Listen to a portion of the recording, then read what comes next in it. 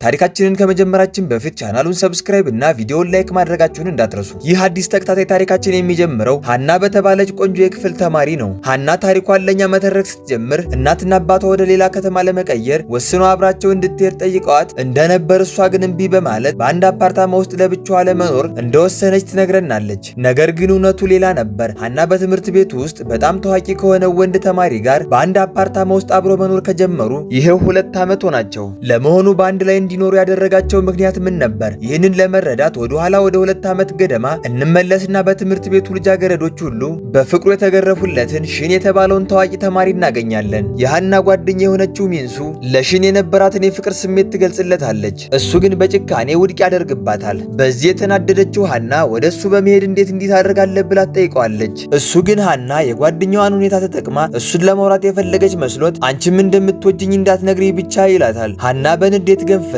ደረጃው ላይ ወደ ታች ትገፋዋለች። በዚህም እጁ ይሰበራል። በመሆኑም እጁ ስለተሰበረ እስከ ቤቱ ድረስ በጀርባዋ እንድትሸከመው ያስገድዳታል። በዚህም ቅጽበት ሁለቱም በአንድ ህንፃ ውስጥ ጎረቤታም መሆናቸውንና አፓርታማቸው ጎን ለጎን መሆኑን ይረዳሉ። ሽን ወደ አፓርታማው ይዟት በመግባት ምግብ እንድታበስልለት ያስገድዳታል። ነገር ግን ሀና ሽንን ያለ ሸሚዝ ስታየው ግራ ተጋብታ በድንጋጤ አፓርታማውን በእሳት ታቃጥለዋለች። ሀና ደጋግማ ይቅርታ ብትጠይቀውም እሱ ግን እንግዲያውስ የኔ አፓርታማ እስኪጠገን ድረስ ያንቺ ቤት ውስጥ አብሬሽ እኖራለሁ ይላታል። በማግስቱ በትምህርት ቤቱ ሽን ወደሷ መጥቶ የቤቱን ቁልፍ እንድትሰጠው ይጠይቃታል። ሀና ወደሱ በመሄድ ወዮልና አብረን እንደምንኖር ማንም ካወቀ ከትምህርት ቤት ያባሩናል ትለዋለች። ሽን ግን ነገሩን ሚስጥር አድርጎ ለመያዝ ፈቃደኛ የሚሆነው እሷ በአግባቡ አመሰግናለሁ ካለችው ብቻ እንደሆነ ይነግራታል። በመሆኑም ልታየው እንኳን ባትወድም ፊቱን ወደ መሬት ፈጥፍጠው ብታርፍ ደስ ቢላትም ተገዳ ታመሰግነዋለች። ነገር ግን በኋላ ላይ ሽን መጀመሪያ እንደሚታየው ቀዝቃዛ ሳይሆን በእውነቱ ደግና አሳቢ መሆኑን ተረዳች። ስለዚህ እሷ በፍቅሩ ትወድቃለች። እሱም በተራው ያፈቅራታል። አብሮ መኖራቸውን የቀጠሉትም ለዚህ ነበር። ወደ አሁኑ ጊዜ ስንመለስ እነዚህ የፍቅር ወፎች አስቀድመው ጥንቃቄ አድርገው አንድ እቅድ አውጥተዋል። ሌሎች ተማሪዎች አብረው ሲሄዱ እንዳያዩአቸውና አብረው እንደሚኖሩ እንዳያውቁባቸው ሲል ሽን ከ10 ደቂቃ በፊት ወደ ትምህርት ቤት ቀድሞ ይሄዳል። እቅዳቸው ተሳክቶ ካጠገባቸው ካሉት ከሚንሱና ከፍቅረኛዋ በቀር ማንም ፍቅረኛሞች መሆናቸውን አያውቅም ነበር። ሀና እነሱን ስለምታምናቸውና ለማንም እንደማይናገሩ ስለምታውቅ ነበር የነገረቻቸው። አንድ ቀን ግን በትምህርት ቤቱ ውስጥ አንድ እጅግ መልከ ወጣት ብቅ ይላል። ልጃገረዶቹን በአንድ እይታ ብቻ በፍቅሩ ይወድቃሉ። ይህ ወጣት ልጃገረዶቹን በእንግሊዘኛ ማውራት ይጀምራል። እነሱ ግን ሊረዱት አልቻሉም። በዚህም ሊያሾፍባቸው በመሞከር ለ6 ዓመት ሙሉ እንግሊዘኛ ተምራችሁ አሁንም አይገባችሁም ይላቸዋል። ሀና ተበሳጭታ እዚህ ያለነው ጃፓን ውስጥ ነው፣ ስለዚህ በጃፓንኛ አውራ ትለዋለች። እሱ ግን በእንግሊዘኛ ይሰድባታል። እሷም በጃፓንኛ አውራ አላልኩህም ትለዋለች። በዚህ ጊዜ በጃፓንኛ ሰድቧት ጥሏት ይሄዳል። ሀና ተናዳ እየሮጠች ትከተለውና ቆይ ገና አውርቼ አልጨረስኩም ስትለው ሳይታሰብ በድንገት የልጁ ሱሪ መላው ትምህርት ቤት ፊት ወደ ታች ይወልቃል። ልጁ ከፍተኛ ውርደት ይሰማዋል። ሀና ይቅርታ እየጠየቀች ሱሪውን ወደ ላይ ለመሳብ ብትሞክርም የነበራትን ክብር በሙሉ ያረክስባታል። እሱም ይቅርታ ስለጠየቅሽ ብቻ የምምርሽ ይመስልሻል በማለት ሊመታት ሲሰናዳ ሽን በትክክለኛው ሰዓት ደርሶ ያድናታል። በዚህ ቅጽበት ነበር የዚህ ልጅ ስም ራያን እንደሚባልና በአሜሪካ ይኖር የነበረው የሽን ያጎቱ ልጅ መሆኑን የምንረዳው። አብሮ ባስኬትቦል ለመጫወት ወደ ሜዳ ይገባሉ። ራያን ለሽን ፈተና ያቀርብለታል። መጀመሪያ 3 ነጥብ ያስቆጠረ ያሸንፋል ይለዋል። እኔ ካሸነፍኩ አብረኝ ወደ አሜሪካ ትመጣለህ ይለዋል። ተማሪዎቹ በሙሉ በነገሩ ይደነግጣሉ። ራያን ለሽን በመቀጠል በአሜሪካ ስላለው ዩኒቨርሲቲ መረጃ ጠይቀኝ ልኬልህ ነበር፣ አንተ ግን መልስ አልሰጠኝም። ምን ሆነህ ነው? መጫወቱን አቁም፣ ይህ ቦታ ላንተ አይመጥንህም ይለዋል። ራያን በመቀጠል አንተ እዚህ መቆየት የለብህም፣ ወደ አሜሪካ ሄደ ኮሌጅ መግባት አለብህ ይለዋል። ሽን ግን ንቆት ሊሄድ ሲል ራያን ፈሪ ስለሆንክና ፈተናውን ስለፈራህ ይመስላል በማለት ያበሳጨዋል። ሽን ግን የፈራሁትን አይደለሁም ብሎ ጨዋታውን ይጀምራል። ሽን የመጀመሪያውን ነጥብ ያስቆጥራል። በዚህ የተናደደው ራያን ደግሞ አከታትሎ 2 ነጥብ ያስገባል። ሽን በድጋሚ ነጥብ ሲያገባ ራያንም እንዲሁ ያገባል። አሁን ሁለቱም እኩል 2 ነጥብ ስላላቸው ጨዋታው በመጨረሻዋ 3ኛ ነጥብ ላይ ይወሰናል። ሽን ናስኪ ይለዋል። ራያንም በንዴት ሸሚዙን አውልቆ ቢጋጠምም በመጨረሻ ግን ወሳኟን ነጥብ አስቆጥሮ ፈተናውን ያሸነፈው ሽን ነበር። ይህ ማለት ሽን አሸንፏል፣ ወደ አሜሪካ አይሄድም። ራያን በንዴት እየነደደ መሄድ ያልፈለግከው እዚህ ትምህርት ቤት ውስጥ ፍቅረኛ ስላለች ነው አይደል ሲል ጠየቀው። ሽንም አዎ የምወዳትና አብራኝ በዚህ ትምህርት ቤት ያለች ልጅ አለች ብሎ ይመልስለታል። ራያን እስቲ ያሳየኝ ቢለውም ሽን እምቢ ብሎ ጥሎት ይሄዳል። በትምህርት ቤቱ ያሉ ልጃገረዶች በሙሉ ሽን ፍቅረኛ እንዳለው ሲሰሙ ያዝናሉ። ነገር ግን እሷ በጣም ቆንጆ ጎበዝና ፍጹም የሆነ የሰውነት ቅርጽ ያላት መሆን እንዳለባት እርግጠኛ ነበሩ። ሀና ይህንን ስትሰማ ራሷን አይታ እነሱ የጠቀሱት ምንም አይነት መመዘኛ እንደሌላትና ሰውነቷ በጣም ጠፍጣፋ መሆኑን ትረዳለች። በዚህም ምክንያት ከሰዎቹ ግምት በታች እንደሆነች በማሰብ ማዘን ትጀምራለች። ሀና ስትወጣ በትምህርት ቤት ያለ ሰው ስለ እነሱ እንዳያቅ እንደምትፈራ ትናገራለች። ሽን ግን እኛን የሚለየን ምንም ነገር የለም፣ እርስ በርሳችን እንዳለን እንቀራረባለን በማለት ያረጋጋታል። በማግስቱ በትምህርት ቤት ራያን የሽንን ፍቅረኛ መፈለግ ይጀምራል። ሽን የሰውነት ቅርጽ ያላቸውን ልጃገረዶች እንደሚወድ ስለሚያውቅ እንዲህ አይነት ቅርጽ ያላቸውን ሴቶች በሙሉ ያሳድዳል። እርግጥ ነው ሀናም እንዲሁ እሱን እየተከተለች ትከታተለዋለች። ነገር ግን የራያ ሙከራዎች በሙሉ ከንቱ ይሆናሉ። የሽንን ፍቅረኛ ሊያገኛት አልቻለም። ሀናን ባያት ቁጥር ግን ደንግጦ ሱሪውን በፍጥነት ይይዛል። ምክንያቱም በድጋሚ ሱሪውን የምትወልቅበት ይመስለዋል። ሀና ልጃገረዶቹን በዘፈቀደ በማሳደዱ ትበሳጭበታለች። እሱ ግን በዘፈቀደ አይደለም የማደርገው፣ የሽንን ፍቅረኛ እየፈለግኩ ነው። እሷ ቆንጆ ውብ ቅርጽ ያላትና ለሽን ታማኝ መሆን አለባት ይላታል። ራያን በመቀጠል እንዲህ አይነት መመዘኛ ያላቸው ልጃገረዶች ቢገኙም አንዳቸውም ለሽን እውነተኛ ታማኝ እንዳልነበሩ ያብራራላታል። እሱ ሊያሽከረክራቸው በሞከረ ቁጥር በቀላሉ ይሳቡ ነበር። ይህ ደግሞ አንዳቸውም የሽን ፍቅረኛ እንዳልሆኑ ያረጋግጣል። ሀና ይህንን ስትሰማ ደስ ይላታል። በመቀጠል ራያን ቆይ አንቺማ አብረሽ ነሽ፣ በአንድ ክፍል ውስጥ ስለምትማሩ የሽን ፍቅረኛ ማን እንደሆነች ንገሪኝ ይላታል። ሀና ግን ማን እንደሆነች እንደማታቅ ትነግረዋለች። በጥልቀት ትኩር ብሎ ካያት በኋላ እሷ በፍጹም ለሽን እንደማትመጥን እርግጠኛ የሆንና ሊመረምራቸው ካሰባቸው ልጃገረዶች ዝርዝር ውስጥ ሙሉ በሙሉ ይሰርዛታል። በኋላ ላይ ሽን በማንም ላይ ሳይደገፍ በራሱ ለመቆም ሲል በአስተናጋጅነት እንደሚሰራ እንረዳለን። የእሱ ታላቅ ወንዱም ፎቶግራፍ አንሺ ሲሆን ለሽን ራያን አንተን ወደ አሜሪካ መልሶ የአባትህን ኩባንያ እንድትረከብ ሊወስድህ እንደመጣ አውቃለሁ፣ አንተ ግን በሀና ምክንያት እምቢ አልከው አይደል ይለዋል። ሽንም አዎ ይላል። በመቀጠል ለአንድ ሴት እንዴት ጥበቃ ማድረግ እንደሚቻል ወንድሙን ይጠይቀዋል። ወንድሙም እሷን ለመጠበቅ በመጀመሪያ ገንዘብ ያስፈልጋል፣ ምክንያቱም ገንዘብ በጣም አስፈላጊ ነገር ነው ይለዋል። በፍቅር ግንኙነት መጀመሪያ ላይ ፍቅርና ሮማንስ አስፈላጊ ቢሆንም ቆየት ብሎ ግን ገንዘብ ዋናው ነገር እንደሚሆን ያስረዳዋል። ሀና ወደ ቤት እየተመለሰች ሳለ በአፓርታማ ፊት ለፊት ራያንን ታገኘዋለች። ልታልፈው ብትሞክርም ራያ የሽንን አፓርታማ አድራሻ አሳይቶ የት እንደሚገኝ ይጠይቃታል። ሀና በፍጥነት በመዋሸት አፓርታማው ከዚህ በጣም የራቀ መሆኑን ትነግረዋለች። ከዚያም ፈጥና ወደ አፓርታማው ታመራለች። ነገር ግን በሩ ልትከፍት ስትል ራያን በድጋሚ እዚህ ቆሞ ታገኘዋለች። እሱም ዋሽተሽኛል፣ ለመሆኑ የሽን የአፓርታማ ቁልፍ ካንቺ ጋር ምን ያደርጋል ይላታል። ሀና ደንግጣ እኔ እዚህ ቤት ውስጥ እንደ አገልጋይ ነው የምሰራው፣ እጠርጋለሁ፣ እወለውላለሁ፣ አጸዳለሁ፣ ለዚህም ነው የሚከፈለኝ ትለዋለች። ራያንም አምኗት እሺ ወደ ውስጥ መግባት ትፈልጋለሁ ይላታል። እሷ ግን አይቻልም፣ ሽን ቤት የለም ትለዋለች። ራያን ሊሄድ ሲል ሀና በሩ ልትዘጋ ስትል በድጋሚ አስቆሞ የግድ ገባለሁ ይላታል። እሷ ግን እየገፋች ታስወጣዋለች። በሩን ዘግታ አፓርታማውን ማጽዳት ትጀምራለች። ሀና በክፍሎቻቸው ውስጥ ያለውን መለያ ታነሳለች። አብረው የተነሷቸውን ፎቶዎች ትደብቃለች። እንዲሁም ከእሷ ጋር ግንኙነት ያላቸውን ማንኛቸውም ነገር ከእይታ ታርቃለች። በዚህ መሃል ራያን ውጭ ቆሞ በሩን ክፈች እያለ መጮሁን ቀጥሏል። በመጨረሻም በሩን ስትከፍት በድንገት በሩ ፊቱን ይመተዋል፣ አፍንጫውንም ይጎደዋል። እሱ ግን ምንም እንዳልተፈጠረ ችላ ብሎ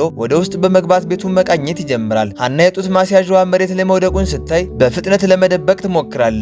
ራያን ሲያየው ሀና ወዲያውኑ አይ ይህንን ለጡንቻ ማጠንከሪያ እንቅስቃሴን የምትጠቀመው ትለዋለች። ከዚያም ሀና እዚህ እንደሚሰራ ለማንም እንዳይናገር ራያን ትጠይቀዋለች። ምክንያቱም ሰዎች በተሳሳተ መንገድ ተረድተው ከሽን ጋር ግንኙነት ያላት ሊመስላቸው ስለሚችል ነው። ራያን ይህንን ሀሳብ እርሺ፣ እሱ አንቺን ዞሮ ሊያይሽ በፍጹም አይችልም ሲል መለሰላት። በዚህ ቅጽበት ሽን ወደ ቤት ይመጣል። ራያን ለሽን ወደ ቤት ውስጥ መግባት ፈልጌ ነበር፣ እሷ ግን ከለከለችኝ። እውነት ለመናገር ከዚች የተሻለ ቆንጆና ፍጹም የሆነች የቤት ሰራተኛ መቅጠር ነበረብህ ይለዋል። ሽን ግራ ተጋብቶ የምን የቤት ሰራተኛ ሲል ይጠይቀዋል። ሀናም በፍጥነት እኔ ነኝ የቤት ሰራተኛዋ ትላለች። በዚህ ጊዜ ሽን እውነቱን ሊነግረው ይወስናል። ሀናም በእርግጥ ፍቅረኛው እንደሆነች ይገልጽለታል። ራያን እጅግ በጣም ደንግጦ ይህ እንዴት ሊሆን ይችላል? እሷ ቆንጆ አይደለችም፣ ማራኪም አይደለችም፣ ቅርጽ የላትም፣ እንዲሁም እንግሊዘኛ እንኳን መናገር አትችልም። እንደሱ አይነት ሴት ያንተ ፍቅረኛ ለመሆን አትመጥንም። ጥልሃት ከኔ ጋር ወደ አሜሪካ እንሂድ ይለዋል። ሽን ግን ሀና እንደምትመጥነው ይነግረዋል። ከዚያም ራያን እሱ ራሱ ይህንን ማረጋገጥ እንዲችል አብሯቸው በአንድ አፓርታማ ውስጥ መኖር እንዳለበት ሀሳብ ያቀርባል። ሽን ይስማማል። ራያን እሺ አብሬያችሁ እኖራለሁ፣ እንደሱ አይነት ሴት እንደማይመጥንህ አረጋግጬ ወደ አሜሪካ ይዤህ እመለሳለሁ ይላል። ከዚያን ጊዜ ጀምሮ ሶስቱም በአንድ አፓርታማ ውስጥ አብረው መኖር ይጀምራሉ። አብረው ይበላሉ፣ አብረው ይጠጣሉ፣ አልፎ ተርፎም ጥርሳቸውን አብረው ይቦርሻሉ። ሀና ራያንን በተቻለ መጠን ሁሉ በጥሩ ሁኔታ ለማስተናገድ ትሞክራለች። እሱ የሚወደውን ምግብ ታበስላለች፣ መታጠቢያውን ታዘጋጅለታለች። እሱ ግን አሁንም ንቆ ማየቱን አላቆመም። ከሽን ጋር አብረው ስትሄድ ባያት ቁጥር ሽንን እንዴት ያን ያህል ልትለውጠው እንደቻለች እያሰበ ሊያብድ ይደርሳል። ሽን ከሷ ጋር አብሮ ዕቃ ሲያጥብ ሲያይ አብሮ ምን ያህል ደስተኛ እንደሆኑና በምን ያህል ሰላም እንደሚኖሩ አይቶ ይቀናባቸዋል። ነገር ግን ውሎ አድሮ ራያን ቀስ በቀስ መቀየር ይጀምራል። ምግቧን ይለምደዋል፣ እንዲያውም መውደድ ይጀምራል። እሱና ሽን በምግቧ ምክንያት መጣላት ይጀምራሉ። ሸሚዞቹን ስትተኩስለት ሲያይ ተመልክቶ በፍትሃዊነት አልፈረድኩባትም እንዴ ብሎ ከራሱ ጋር ማሰብ ይጀምራል። በዚህም ምክንያት ከሷ ጋር ያለውን ግንኙነት ቀስ በቀን እየተሻሻለ ይሄዳል። ሽንም ይህንን ሁሉ ያስተውላል። ማታ ላይ ራያን ለሃና አንቺ ጥሩ ሰው ነሽ፣ ትንከባከብኛለሽ፣ ልብሶችንም ትተኩሽልኛለሽ፣ ነገር ግን አሁንም አልተሳካላችሁም፣ ምክንያቱም ባንቺ ውስጥ የጎደለ ነገር አለ ይላታል። በመቀጠልም እየነቀፋት ምግብሽ ይጣፍጣል፣ ነገር ግን ምንም የተለየ ስሜት አይሰጥም። ጣፋጭ ምግቦችሽም እንዲሁ ናቸው። መረቅሽም የሆነ የጎደለው ነገር አለው። በተጨማሪ መታጠቢያ እንዴት በአግባቡ ማዘጋጀት እንዳለብሽ አታውቂም። ውጤት መስጠት ቢኖርብኝ የምሰጥሽ 70% ብቻ ነው ይላታል። ሃና በንዴት ገንፍላ መሬት ላይ ትፈጠፍጠውና ከዛሬ ጀምሮ ሳሰቃይህና በሚፈላ ውሃ ውስጥ እንድትታጠብ ላደርግህ ነው ትለዋለች።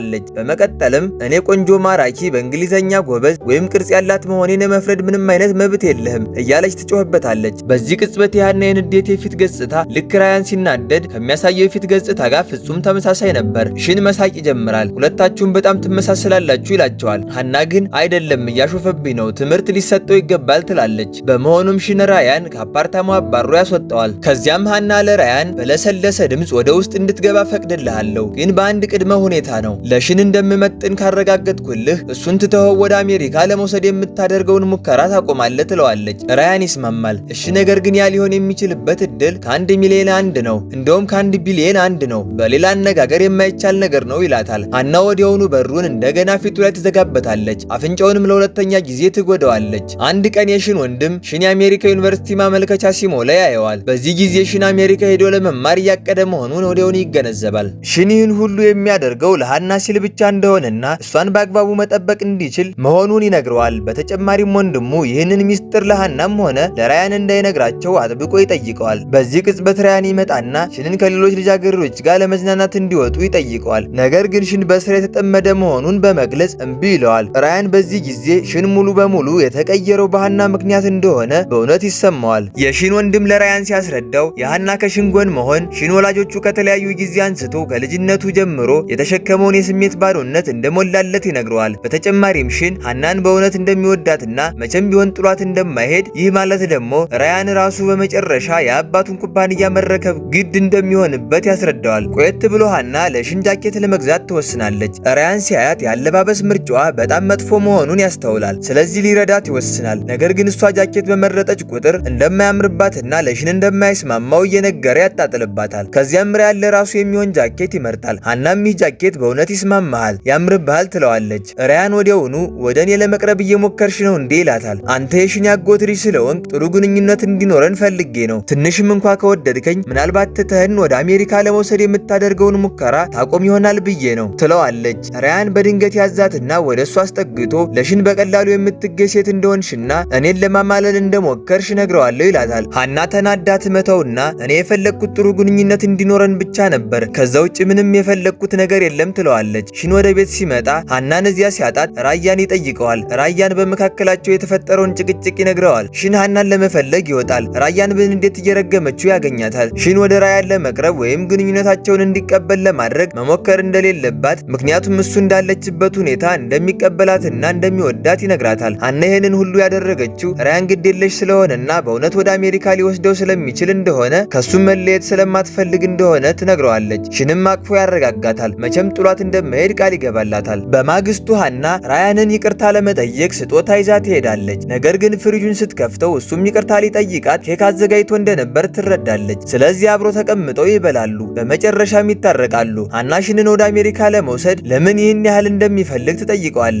ራያንም ሽንን የአባቱን ኩባንያ መረከብ እንዳለበትና ይህን ማድረግ የሚችለው እሱ ብቻ መሆኑን ያስረዳታል። ከ10 ዓመታት በፊት ሽን ከነሱ ጋር ይኖር እንደነበረና ለእሱ እንደ ታላቅ ወንድም ሆኖ እንዳሳደገው ይነግራታል። ሽን ሁልጊዜ ከጉልበተኞች ይጠብቀው እንደነበርና እሱን ያስቸገረውን ሁሉ ሽን እንደሚደበድብለት ያስታውሳል። ከዚያን ጊዜ ጀምሮ ራያን ሽንን እንደ ጀግና አድርጎ እንደሚያውና በሁሉም ነገር እሱን ለመምሰል እንደሚሞክር፣ ነገር ግን በሚያሳዝን ሁኔታ መቼም ቢሆን እንደሱ መሆን እንዳልቻለ ይነግራታል። ሽን ሁልጊዜ አንደኛ ሲሆን እሱ ግን ሁለተኛ ሆኖ ይቀራል። ሃና ሽን ማድረግ የማይችላቸውን ግን ደግሞ እሱ ማድረግ የሚችላቸውን ነገሮች በሙሉ በመንገር በራሱ እንዲተማመን ለማድረግ ትሞክራለች። በዚህ መሃል ሽን ውጭ ቆሞ ንግግራቸውን እየሰማ ነበር።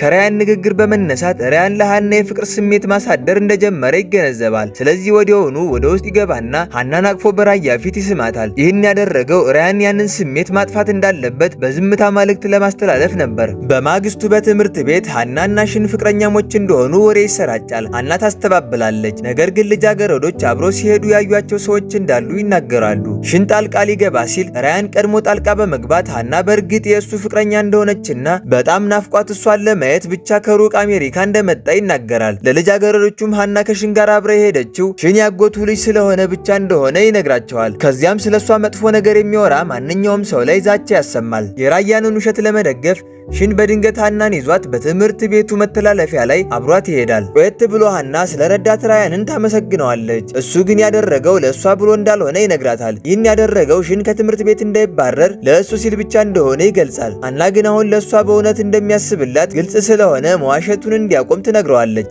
ሽን ጥሏቸው እየሄደ ሳለ ሁለቱ በደስታ መሟገታቸውን ይቀጥላሉ። በማግስቱ በትምህርት ቤት ራያን የሃና ፍቅረኛ መስሎ መታየት ይቀጥላል። በዚያው ሰሞን የትምህርት ቤቱ ፌስቲቫል ይጀምራል። እያንዳንዱ ክፍል ልዩ ዝግጅት ማቅረብ ነበረበት። ራያን መጀመሪያ ላይ ላለመሳተፍ አስቦ ነበር። ነገር ግን ሽን እንደሚሳተፍና ባለፈው ዓመት የሽን ክፍል አንደኛ እንደወጣ ሲሰማ ሐሳቡን ይቀይራል። እሱ ራሱ ተሳትፎ አንደኛ ለመውጣት ይወስናል። የክፍሉን ተማሪዎች በሙሉ ሰብስቦ የሽንን ክፍል ለማሸነፍና ውድድሩን ለማሸነፍ የተቻላቸውን ሁሉ ማድረግ እንዳለባቸው ይነግራቸዋል። እያንዳንዱ ክፍል ለፌስቲቫሉ መዘጋጀት ይጀምራል። እያንዳንዱም ክፍል የተለያየ ተግባር ይመርጣል። የሃና ክፍል ጣፋጭ ምግቦችን አዘጋጅቶ እንዲያቀርብ ይመደባል። እሷም በርካታ ጣፋጮችን አዘጋጅታ የሽንን አስተያየት ትጠይቀዋለች። እሱም ጥሩ መሆኑን ይነግራታል። ነገር ግን ሃና ከሳጥኑ ውስጥ አንድ ነገር ለመውሰድ ስትነሳ በድንገት የሽንን የአሜሪካ ዩኒቨርሲቲ ማመልከቻ ቅጽ ታገኘዋለች። መረጃዎቹን በሙሉ መልቶ ጨርሶ እንደነበር ትረዳለች። ሃና የዩኒቨርሲቲ ማመልከቻውን ለሽን ስታሳየው በአሜሪካ ዩኒቨርሲቲ ለመማር እያሰበ እንደሆነ ይነግራታል። 4 ዓመት ብቻ እኮ ነው በማለት ሊያረጋጋት ቢሞክርም ሃና ግን ይህንን መቋቋም እንደማትችል ትነግረዋለች። ለ4 ዓመት ይቅርና ለ4 ቀንም እንኳ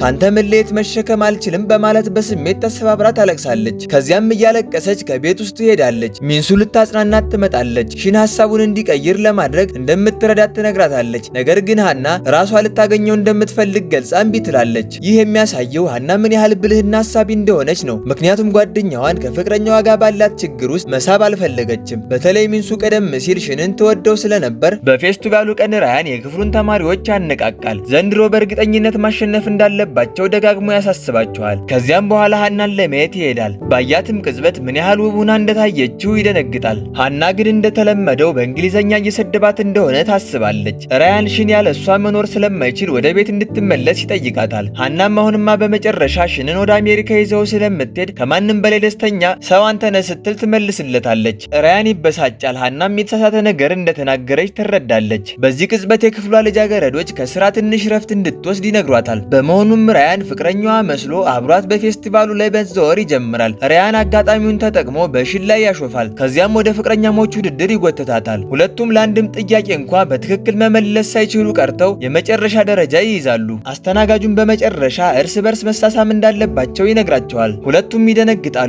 ነገር ግን ራያን ቀስ እያለ ወደ እሷ ይጠጋል። ሊስማት ጥቂት ሲቀረው ሽን በድንገት ማንነቱን ደብቆ ብቅ ይልና በመጨረሻዋ ሰከንድ ያድናታል። ሽን እንደገና ስለ አሜሪካ ትምህርት ከሃና ጋር መውራት ይጀምራል። እሷን በአግባቡ ለመጠበቅ የሚችል ስኬታማ ሰው ለመሆን ፈልጎ ብቻ መሄድ እንደፈለገ ይነግራታል። ሃና ግን ትቆጣለች። አጠገቤ እንኳን ሳትሆን እንዴት ልትጠብቀኝ ትችላለህ? እኔ ሳለቅስም በይን ማን ሊያብሰኝ ነው? ማን ሊያቅፈኝ ነው? ይህንን ካደረግ ግንኙነታችን ያበቃል ትለዋለች። ከዚያም ጮኻበት ጥለው ትሄዳለች። ሄዳ ባቡር ጣቢያ አጠገብ ስትቀመጥ ራያን ታገኘዋለች። በዚያን ቅጽበት በከባድ ጎርፍና ዝናብ ምክንያት ባቡሮች መቆማቸውን ይረዳሉ። በመሆኑም ራያን ለጊዜው ወደ እሱ ቤት ሊወስዳት ይገደዳል። ለሽን ስለ ነገሩ ያሳውቀዋል። ሽንም ወዲያውኑ መጥቶ ሊወስዳት ይፈልጋል። ነገር ግን ራያን የውጭ አየር ሁኔታ በጣም አስከፊ ስለሆነ ባለበት እንዲቆይ ይመክረዋል። ባቡሮች አንዴ መስራት ሲጀምሩ ሃናን መልሶ እንደሚልካት ቃል ይገባለታል። ራያን ሃናን መንከባከብ ይጀምራል። የምትለብሰውን ልብስ ይሰጣታል። የሚጠጣ ትኩስ ነገር ያዘጋጅላታል። ይህ በእንዲህ እንዳለ ሽን ወደ ሃና ስልክ መደወሉን ይቀጥላል። እሷ ግን ልትመልስለት አልፈለገችም።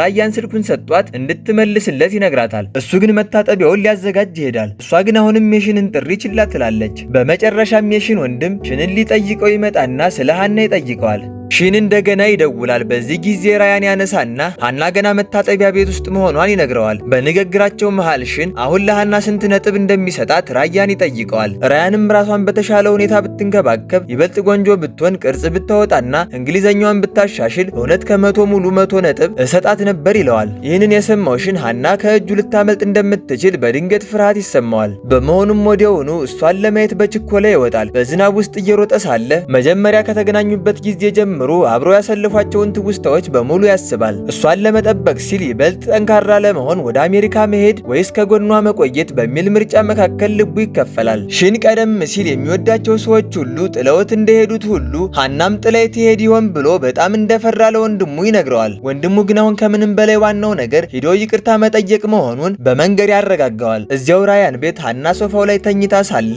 ራያን በዝምታ ይንከባከባታል። እሷ ሳታውቀው በህልሟ ስለ ሺን ማሰብ ትጀምራለች።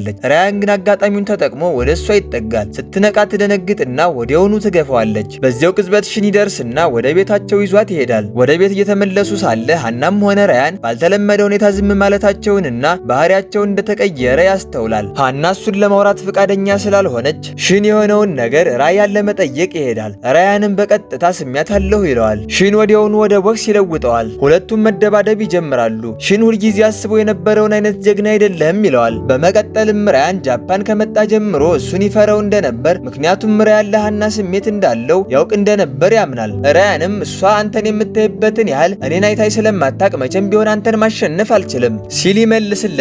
ከዚያም በኋላ በሺን ላይ መደገፍ እንደሚያቆም፣ የአባቱን ኩባንያ ራሱ እንደሚረከብና አንድ ቀን ከሺን የበለጠ ስኬታማ እንደሚሆን ይነግረዋል። በትምህርት ቤቱ ግን አንድ ሰው የሃናንና የሺንን ፎቶዎች በትምህርት ቤቱ አቅራቢያ አንስቶ ስለለጠፈው ሃና በአንድ ጊዜ ከሁለት ወንዶች ጋር ትቀጥላለች የሚል መጥፎ ወሬ ይናፈሳል። አስገራሚዎቹ ተማሪዎች እንደ አንቺ አይነት ሴት በትምህርት ቤቱ ውስጥ ካሉ ሁለት በጣም ቆንጆ ወንዶች ጋር ትቀጥላለች እያሉ ማንገላታት ይጀምራሉ።